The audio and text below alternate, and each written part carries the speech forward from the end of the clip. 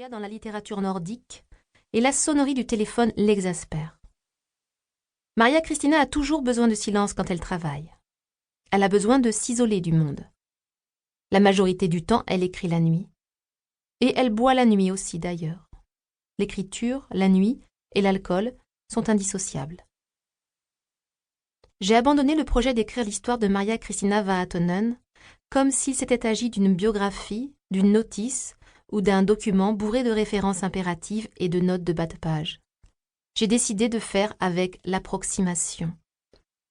J'ai décidé de faire avec ce que je sais d'elle et avec ce qu'on m'a dit d'elle. Je ne suis peut-être pas la personne la plus à même d'aller au bout de cette entreprise. J'ai rencontré Maria Christina tardivement, mais je veux essayer d'approcher la vérité de ce qui s'est déroulé jusqu'au 17 janvier 1994, ou du moins donner un sens à ce qui s'est passé ce 17 janvier. Traquer les indices tout au long de la vie de Maria Christina Vahatonen. Je me permets des déductions, je me permets de remplir les blancs, je me permets de compléter. Et ces circonstances dans lesquelles des décisions impossibles à justifier ont été prises font de la vie de Maria Christina Vahatonen, comme de toute vie, une trajectoire fortuite. Une trajectoire qui pourtant de loin ressemble à une existence déterminée, menée par une créature tenace et volontaire, ayant une idée précise de sa destination. Maria Christina Vahatonen est assise à son bureau, vêtue d'une sorte de chemise multicolore, beaucoup trop grande pour elle. Les deux pieds nus bien à plat sur le sol, le cou rentré dans les épaules, concentrée et tendue.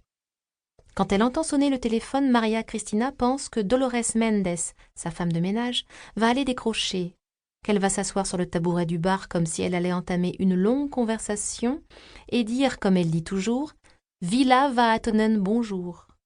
Dolores Mendes dit « Villa Vahatonen, bonjour ». Ce genre de formule laisse entendre que l'endroit est habité par tout un tas de gens du nom de Vahatonen.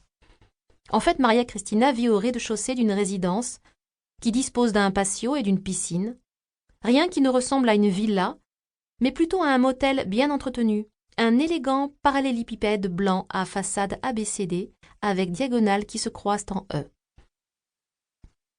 J'imagine que cette expression de Dolores Mendes, le Villa Vahatonen, est la conséquence des différents postes qu'elle a occupés précédemment chez de vrais gens riches, et qu'elle devait à cette époque formuler ce type d'annonce à chaque fois qu'elle décrochait le téléphone. Villa Nicholson, bonjour, ou bien famille Nicholson, ou n'importe quoi dans le même goût, qui fait résolument années 50 et bourgeoisie pré-Kennedy. Maria Christina, chaque fois qu'elle entend Dolores prononcer ces mots, grimace douloureusement, parce que peut-on vraiment être de gauche et avoir Dolores Mendes pour femme de ménage?